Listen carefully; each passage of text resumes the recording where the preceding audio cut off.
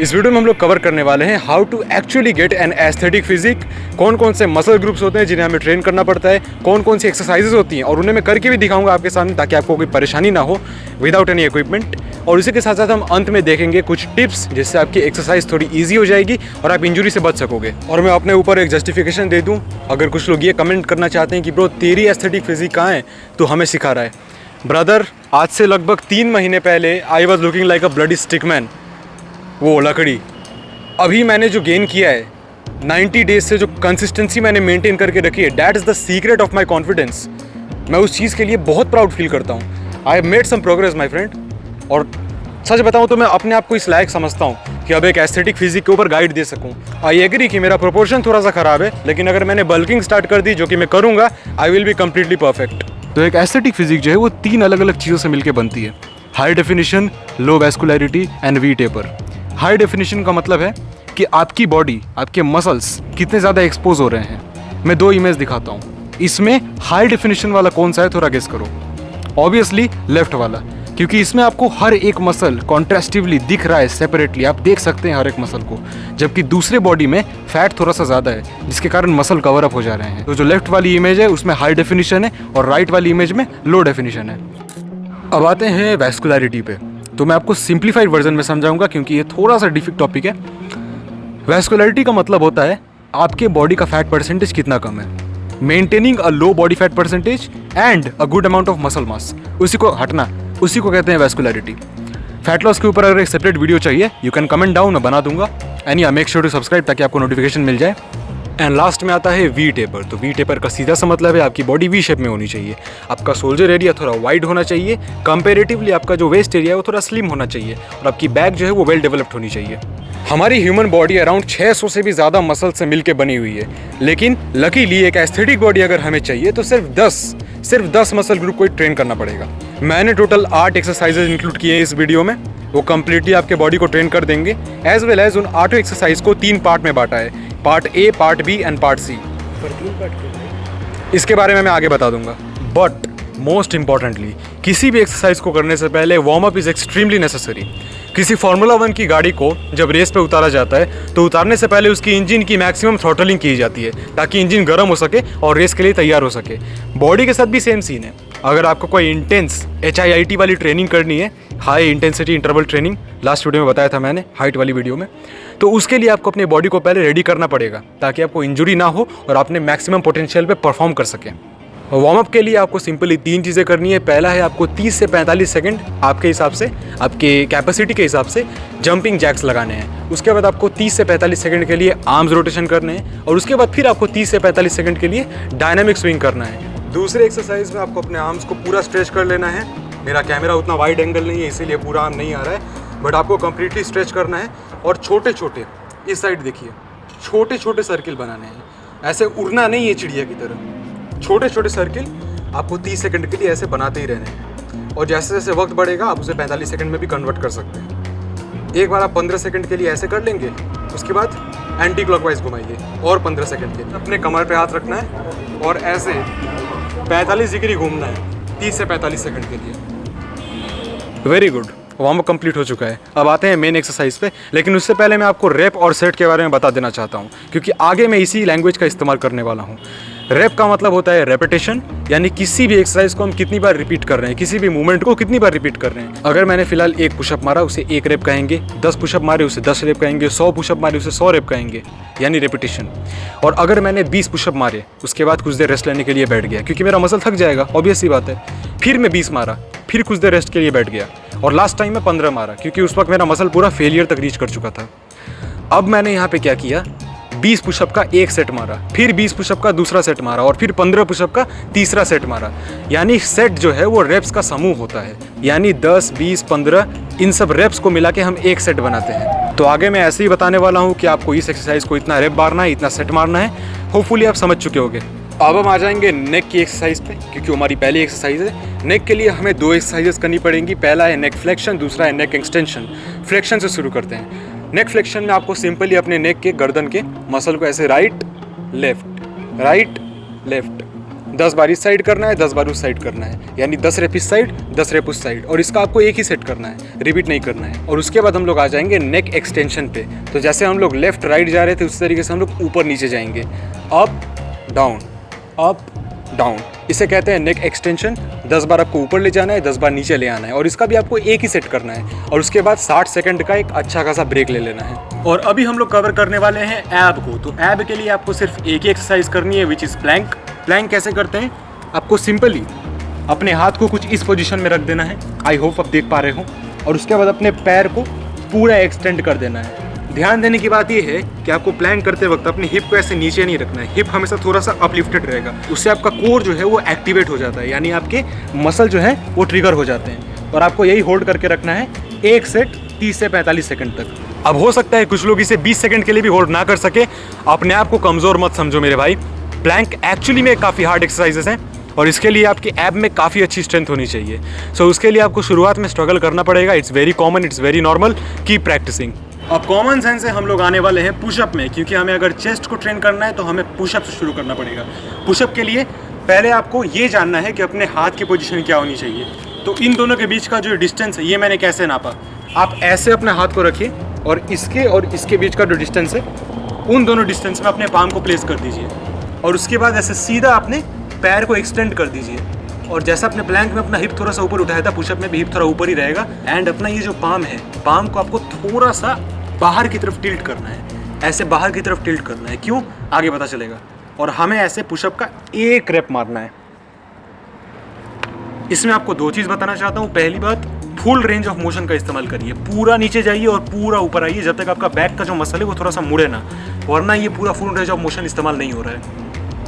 And दूसरा tip ये है कि आपको हमेशा इसे थोड़ा बाहर की तरफ रखना है, क्योंकि जब आप पुशअप मारिएगा तो आप देख सकते हैं मेरा हाथ ऑटोमेटिकली बाहर की तरफ बेंड हो रहा है। ये टोटल 45 डिग्री का एंगल होता है, लेकिन भाई कॉमन सेंस है, एक्सरसाइज के टाइम प्रोटेक्टर लेके तो घूमोगे नहीं। सो आपको इसे वक्त के साथ साथ ही मैनेज करते रहना है। पुशअप के आपको टोटल 10 रेप मारने हैं। आप 12 पे जा सकते हो, 15 पे जा सकते हो, अपनी कैपेसिटी के हिसाब से। आपको पता है आपको क्या करना है, हमेशा उसको थोड़ा थोड़ा बढ़ाते रहना है ताकि आपके मसल पे एक्स्ट्रा फोर्स लगता रहे। और आपको इसके 2 सेट मारने हैं। अब आते हैं भैया आपके फोरआर्म पे। तो देखो भाई, मैंने फोरआर्म के लिए वो ग्रिपर मंगाया था, वो जो 200-300 रुपये का आता है, और वो काफ़ी अच्छा काम भी किया है। जैसे देख सकते हो फोरआर्म मेरे थोड़े से वेनी हो गए और डेफिनेशन आ गई, थोड़ा सा मोटा भी हो गया है। लेकिन मैंने वीडियो में पहले ही मेंशन कर दिया है, मैं बिना किसी इक्विपमेंट के बताऊंगा, तो अगर मैंने इक्विपमेंट सजेस्ट किया तो वो क्लिकबेट हो जाएगा।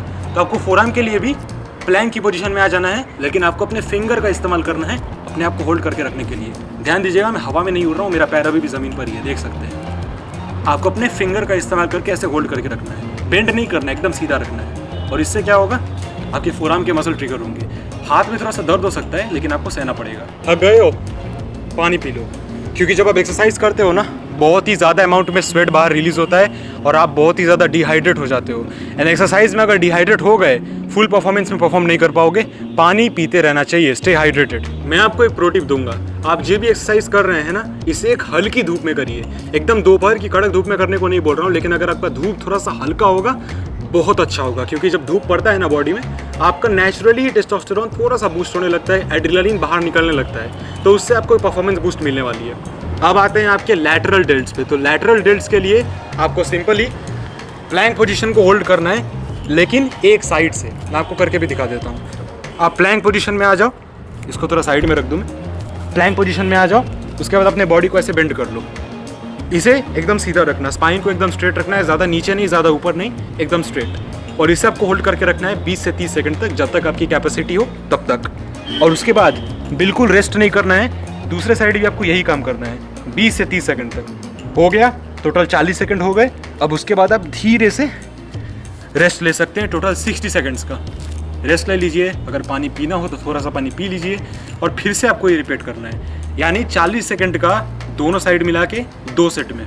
अब मैं आपको एक प्रो टिप दूंगा, आपको किसी भी एक्सरसाइज या किसी भी एक्सरसाइज के सेट के बीच में जब रेस्ट लेते हो, टोटल 60 सेकंड का रेस्ट लेना है। 60 second is a very optimal time. अब आते हैं आपके लैट्स पे। तो लैट्स के लिए आपको ऐसे प्लेन लेट जाना है, अपने हाथ को आगे की तरफ फैला देना है, और उसके बाद आपको एक एक्सरसाइज करनी है जिसे कहते हैं सुपरमैन एक्सरसाइज।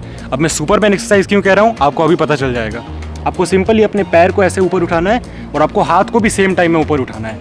अब इसे कहते हैं 1 रेप, नीचे कर लेना है, फिर ऐसे ही उठाना है 2 रेप, नीचे कर लेना है, फिर ऐसे ही उठाना है 3 रेप।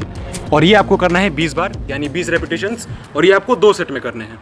जैसा कि मैंने आपको पहले ही बता दिया था कि मैं इस वीडियो में किसी भी इक्विपमेंट के बारे में कुछ नहीं बोलने वाला हूँ सिवाय एक लास्ट इक्विपमेंट के, जो बोलना ज़रूरी है क्योंकि उसे मैं सजेस्ट करूँगा। अगर आप उसे नहीं भी खरीदते हो और जो चीज़ें मैं बता रहा हूँ फ्री में वो भी कर लेते हो, you will get an aesthetic physique. उसे खरीद के एक एक्स्ट्रा स्किल लर्न कर लोगे। लेकिन अगर आपको अपने अपर ट्रैप्स को ट्रेन करना है, यानी इस जगह को, तो उसके लिए आपको स्कूल बैग लेना है, उसमें जितना हो सके वेट ठूसना है और एक लंबा सा डंडा लेके स्कूल बैग का जो बार होता है जहाँ से पकड़ते हैं उस हैंडल के अंदर डाल के ऐसे शोल्डर श्रग्स करने हैं। ये आपको करना है 20 से 30 बार 2 सेट में। मेक श्योर कि जब आप श्रग कर रहे हैं तो आप अपने बैक को फील कर पा रहे हैं। ज़्यादा ऐसे नहीं करना है, ज़्यादा ऐसे नहीं, एकदम ऐसे सेंटर में रख के करना है। इसे कहते हैं correct form off shoulder shrug. और अब बच गए लास्ट के 3 मसल ग्रुप, जो कि है तुम्हारे काव्स, तुम्हारे ग्लूट्स एंड तुम्हारा हैमस्ट्रिंग। अब मैंने पहले ही बता दिया था कि ये तीनों आपके लेग में ही पाए जाते हैं और इन तीनों के लिए अलग अलग एक्सरसाइज करना टाइम वेस्ट होगा। मैं आपको एक कॉम्बो एक्सरसाइज सजेस्ट करूंगा जिससे ना सिर्फ ये तीनों ट्रिगर होंगे और ट्रेन होंगे, बल्कि आपकी हाइट भी बढ़ सकेगी और आपको स्टैमिना में भी एक अच्छा बूस्ट मिलने वाला है, विच इज़ स्प्रिंटिंग। ध्यान दीजिएगा, मैंने स्प्रिंटिंग कहा है, रनिंग नहीं कहा है। जहां हम रनिंग करते हैं तो हमारा मैक्सिमम पावर इस्तेमाल नहीं हो रहा होता है मसल का, वही स्प्रिंटिंग में हम लोग अपने मैक्सिमम मसल पावर का इस्तेमाल करके मैक्सिमम स्पीड गेन करने की कोशिश करते हैं। और मैं स्प्रिंटिंग रेकमेंड कर रहा हूँ, रनिंग नहीं। उससे आपकी बॉडी में HGH नाम की एक हार्मोन है, उसका प्रोडक्शन बढ़ेगा, which is human growth hormone, और आपकी हाइट भी इंक्रीज हो सकती है। और साथ ही साथ क्योंकि आप रनिंग कर रहे हो तो आपकी स्पीड भी बढ़ेगी, एजिलिटी भी बढ़ेगी, थोड़ा सा फ्लेक्सिबिलिटी में भी काम आएगा, एज वेल एज आपकी स्टैमिना भी बूस्ट होगी। यू गाइस रिमेंबर, हमने अपनी एक्सरसाइजेस को 3 अलग अलग पार्ट में, part A, part B, part C, 3 part में बांट दिया था। ऐसा क्यों किया था? तो उसका रीज़न है हमें इसे एक रूटीन में कन्वर्ट करना है। इसका रीज़न ये है कि हमें हर दिन 8 के 8 एक्सरसाइजेस नहीं करनी है। पहली बात तो इससे हमारा मसल बुरी तरह एग्जॉस्ट हो जाएगा, इंजरी भी हो सकती है।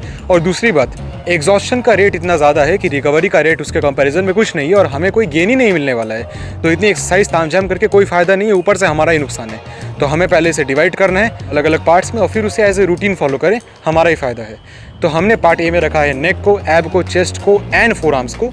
पार्ट बी में रखा है lat, lateral delts and upper traps. And part C में लेग के सारे मसल्स को, काव्स, हैमस्ट्रिंग एंड ग्लूट्स। अब देखो, हम लोग मंडे को पार्ट ए कवर करेंगे, यानी पार्ट ए में जितने भी मसल हैं उन सब की ट्रेनिंग करेंगे।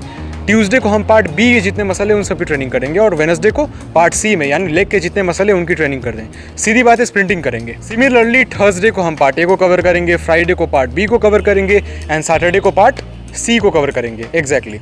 और संडे को हमें रेस्ट पीरियड चाहिए। लोग ये बोलते हैं मोटिवेशन के नाम पे कि bro go extreme, go hard, go super mode. भाई ये नहीं बताते कि रिकवरी कितनी इंपॉर्टेंट है। अगर तुम अपने मसल को टॉर कर रहे हो, लिटरली अपने मसल को तुम फाड़ रहे हो एक्सरसाइज के दौरान, उसे रिकवर नहीं होने दोगे, तुम्हें घंटा गेन मिलने वाला है। इस चीज़ के बारे में मैंने ऑलरेडी अपने डिस्कॉर्ड सर्वर पे एक कंप्लीट चार्ट अपलोड कर दिया है, you can check it out, link is in the description. और उसे आप अपने पेपर पे लिख दीजिए, दीवार पे चिपका दीजिए, या फिर उसका एक प्रिंट निकाल के दीवार पे चिपका दीजिए।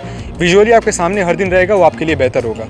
अब तक मैंने जो भी बताया है, अगर इन चीज़ को फॉलो करते हैं, within the next 150 days you will be jacked up, you will be proud of your physique और तुम बहुत अच्छे लगने वाले हो, ट्रस्ट में।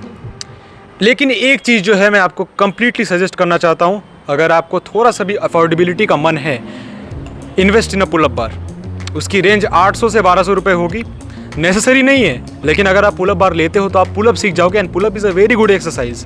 उसे एज अ स्किल ही सीख लो ब्रो, आपके बैक को ट्रेन कर देगा, आपको वी शेपर पाने में मदद करेगा। मैंने जो एक्सरसाइज आपको अभी बताई हैं उसमें आपका बैक ऑलरेडी ट्रेन हो रहा है, लेकिन अगर पुल अप का इस्तेमाल करेंगे आपको काफ़ी अच्छा डेफिनेशन मिलने वाला है अपनी बैक में, बैक ऑप्टिमली ट्रेन हो सकता है। मैं कोई लिंक नहीं देने वाला, नहीं तो कुछ लोग बोलेंगे भाई एफिलिएट लिंक है।